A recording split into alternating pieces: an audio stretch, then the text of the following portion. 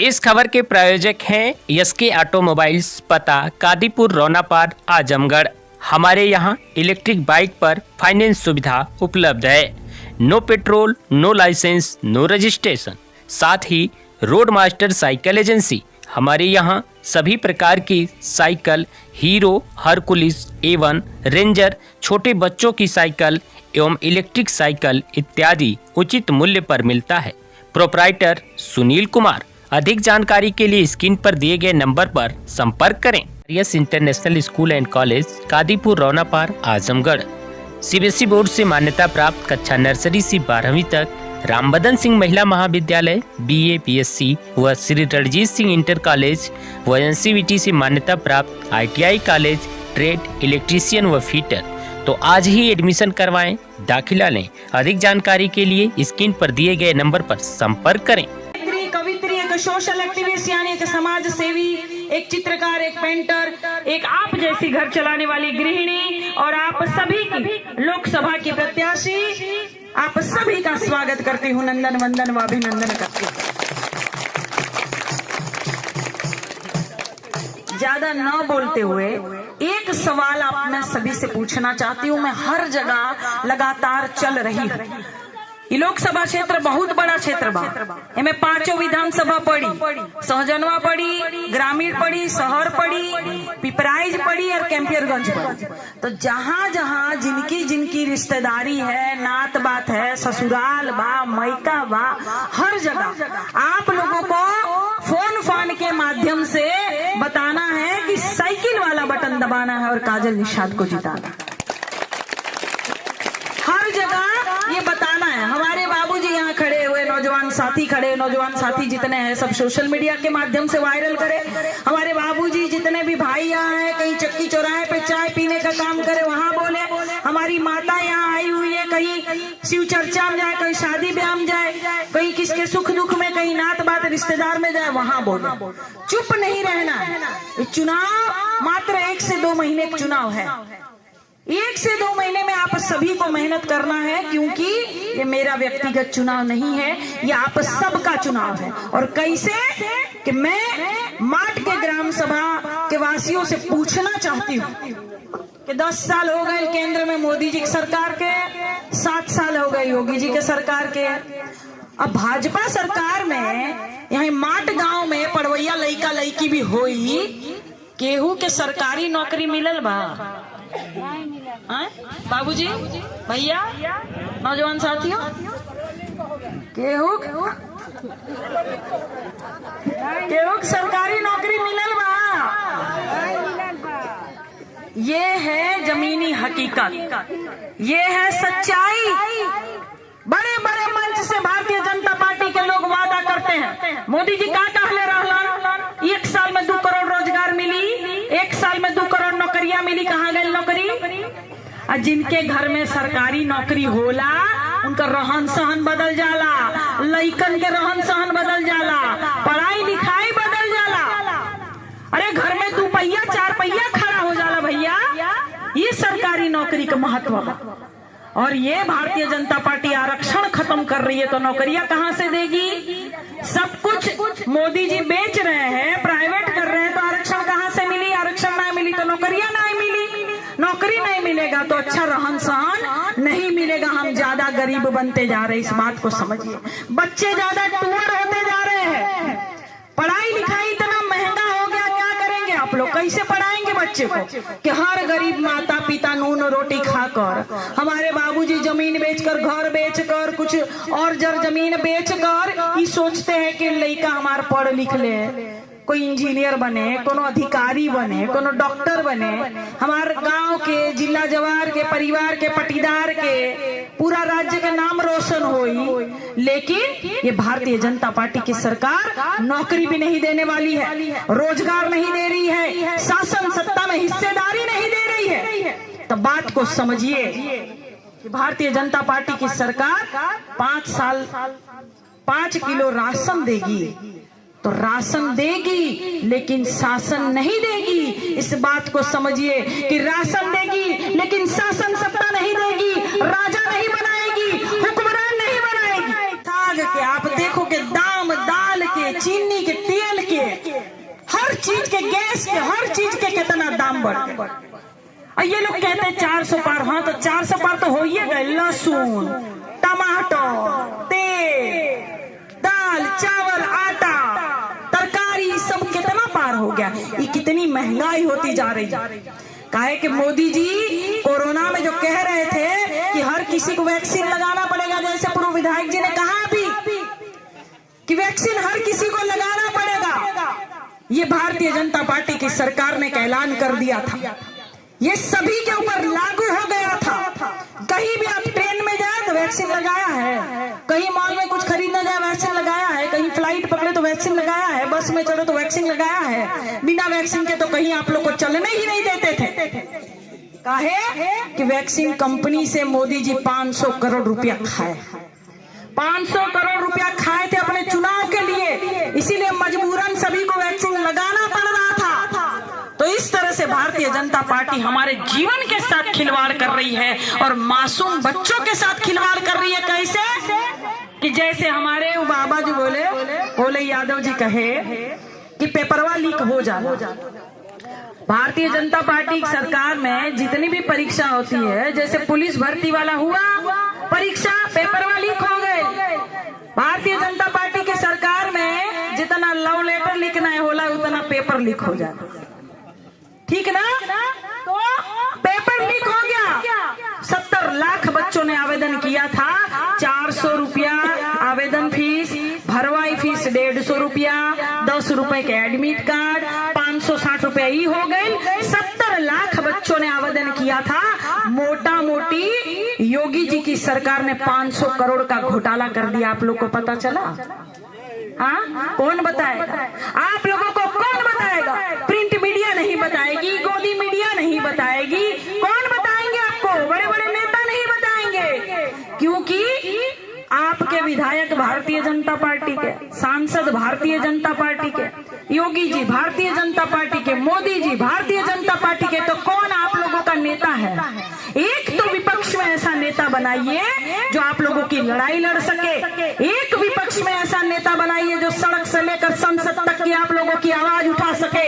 एक विपक्ष में ऐसा नेता बनाइए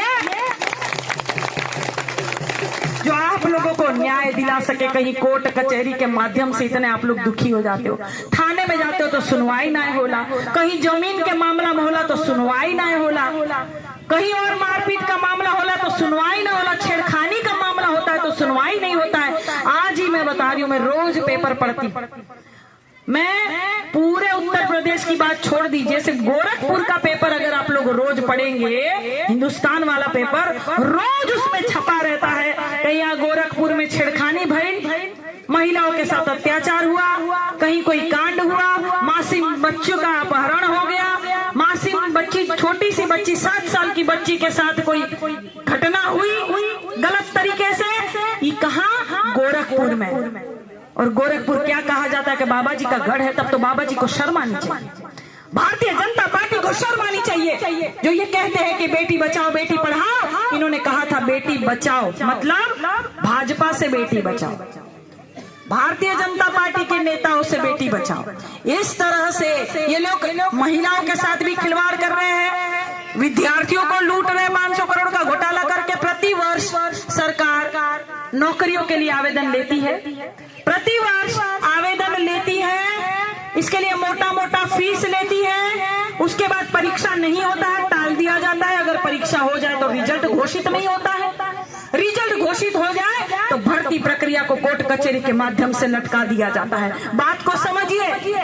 इस तरह से लाखों विद्यार्थियों के साथ, अभ्यर्थियों के साथ, लाखों बच्चों के साथ ये सरकार खिलवाड़ कर रही है।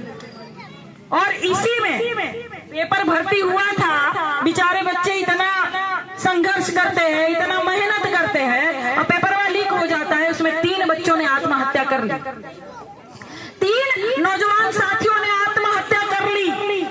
हमारे साथ एक चल रहे भूपेंद्र साहनी जी, बेचारे वो भी परीक्षा का वो पेपर भरे थे, वो भी एकदम नाराज हो गए थे। हमने उनको समझाया, ये मासूम बच्चे हैं, ये नौजवान साथी है, ये आत्महत्या कर लेते हैं, काहे कि इतना मेहनत करते हैं, डिग्रियां जला दी कितने लोगों ने अपनी। कह रहे क्या फायदा कि भारतीय जनता पार्टी की सरकार में नौकरी नहीं मिल रही है, कोई जॉब नहीं मिल रहा, कोई रोजगार नहीं मिल रहा है। तो ये बात को आपको समझना पड़ेगा।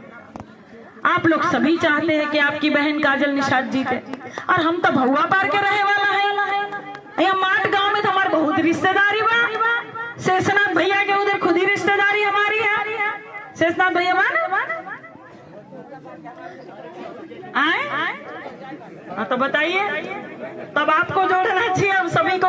यहाँ माट में मेरी बड़ी रिश्तेदारी है, घर घर में बड़ी रिश्तेदारी। तो बात को समझिए कि आपकी, हाँ अच्छा किरण निषाद जी का, हाँ बराबर हमारी बुआ लगेंगी। कह रही हूँ कि आप लोगों को मैं बता दूं, आपकी बहन काजल निषाद 14 साल से संघर्ष कर रही है। 14 साल से संघर्ष कर रही हूँ कि 14 साल में श्री रामचंद्र जी का वनवास भी पूरा हो गया था। तो आप लोग बताइए, आपकी बहन काजल का वनवास कब पूरा होगा? कब पूरा होगी? अब की होई? बहुत बहुत धन्यवाद कह रही हूँ। और दूसरी बात, आप सब लोग वोट डालने तो जरूर जाएंगे। वोट को बांटना नहीं है। भारतीय जनता पार्टी की सरकार जीतती क्यों है? क्योंकि उनका वोट उन्हीं को पड़ता। हमारा कैसे पड़ेगा? कभी साइकिल में पड़ी, कभी हाथी में पड़ी, कभी हाथ के पंजा में पड़ी, हमन के बट जाए। हम लोग जितना बट जाएंगे उतना ही दुखी रहेंगे, उतना ही हम लोग एकदम गरीब बनते जाएंगे, उतना ही अपने नेता को हम नहीं चुन पाएंगे। एक लक्ष्य रखिए, अभी तो कांग्रेस का, आम आदमी पार्टी का और बहुत लोगों का गठबंधन हो गया है, तो एक ही चिन्ह है, वो साइकिल है। आप लोगों को एक ही चिन्ह बताना है। हर जगह रिश्तेदारी फोन फान के माध्यम से बोलना है कि एक ही चिन्ह है, साइकिल वाला बटन दबाना है और बूथ पर जाकर वोट जरूर देना है। ये कागज की लड़ाई है, कागज से लड़ेंगे। कैसे? कि आप लोगों की भी जिम्मेदारी है, मेरी अकेली का चुनाव नहीं। सुन लीजिए कि मेरी अकेली की लड़ाई नहीं है, आप लोगों का भी चुनाव है। बहुत जरूरी बात कह रही हूँ, सुनना है तो सुन लीजिए, बाद में आपस में बात करिएगा। बहुत जरूरी बात यह है कि हम लोग अपना अपना वोटर लिस्ट चेक करेंगे।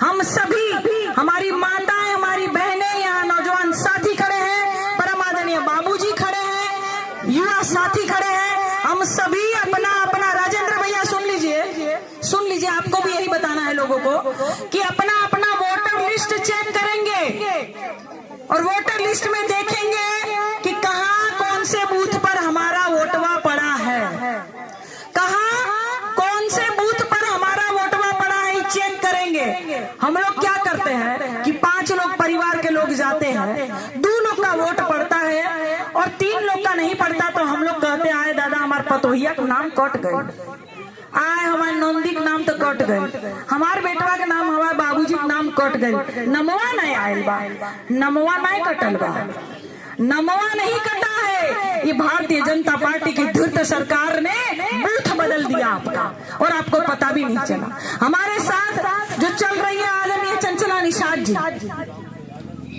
आदरणीय चंचला निषाद जी का घर गोबलापुर में पड़ी। इनका क्या हुआ था, बुथवा रामपुर में चला गया, एक बेटा का बुथवा रामपुर में चला गया, एक का तारामंडल में चला गया, एक का वहीं गोबलापुर में रह गया। ये लोग ढूंढते रह गए, वोटवा डाल नहीं पाए ठीक से। तो आप लोगों को भी ढूंढना ना पड़े, इसीलिए पहले से सतर्क रहिए, सावधान रहिए, अपना अपना वोटर लिस्ट चेक करिए और पहले से ही देख लीजिए कि कहाँ कहाँ बुथवा आप लोगों का पड़ा है, वहां जाके वोट जरूर डालना है।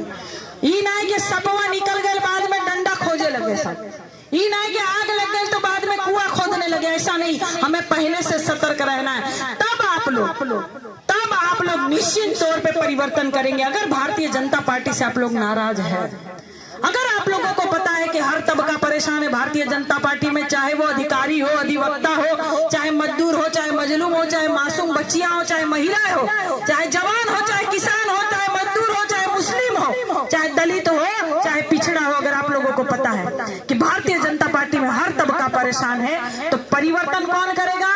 आप ही लोग करेंगे। और कैसे करेंगे? वोट देकर करेंगे। अगर आप लोग वोट नहीं देंगे तो बाद में फरियाद भी मत करिएगा, बाद में फरियाद मत करिएगा कि हमारा हई काम नहीं होता, हई सुनवाई नहीं होता, हमारा हई काम कब होई, सड़क कब बनी, घरवा कब बनी। जब आप वोटवा नहीं देंगे तो काहे का फरियाद करेंगे भाई। तो वोटवा देने के लिए पहले आप लोगों को ईमानदारी से सतर्क रहकर, सावधान रहकर अपना अपना वोटर लिस्ट चेक करना पड़ेगा। कितने लोग ईमानदारी से अपना अपना वोटर लिस्ट चेक करेंगे, जरा बताइएगा। कितने तो हाथ में उठ नहीं रहे, कहा भैया सपवा निकलेगा तब आप लोग डंडा खोजेंगे। कितने लोग चेक करेंगे भैया? बस बहुत बहुत धन्यवाद। आपको चेक करना है, आपको वोट डालना है। मैं यहाँ सुक्खू निषाद जी का, सुक्खू यादव जी का बहुत बहुत धन्यवाद करती हूँ और आए हुए सभी साथियों का, सभी ग्रामजन वासियों का प्रणाम नंदन वंदन करती हूँ, धन्यवाद करती हूँ कि आप लोगों का एक ही चिन्ह है। वो क्या है? साइकिल। क्या है? साइकिल। साइकिल चिन्ह है। तभी निश्चित तौर पे परिवर्तन होगा और मैं आप लोगों का सेवा करने का मौका मुझे मिलेगा। सभी के घर में योग्यता के अनुसार नौकरी दिलाने का काम करूंगी, सभी के घर में योग्यता के अनुसार नौकरी दिलाने का काम करूंगी। और एक और बात है कि परिवर्तन हो गया और हमारी सरकार बनी तो आदेश आया है कि एक एक महिला को प्रतिवर्ष 1 लाख रुपया दिया जाए। एक एक महिला को प्रतिवर्ष 1 लाख रुपया दिया जाएगा। लेकिन आप लोगों को परिवर्तन करना पड़ेगा। आप लोगों को निश्चित तौर पर हमारी सरकार गठबंधन की बनानी पड़ेगी, तभी हम सेवा का मौका हमें मिल पाएगा, तभी हम सेवा कर पाएंगे।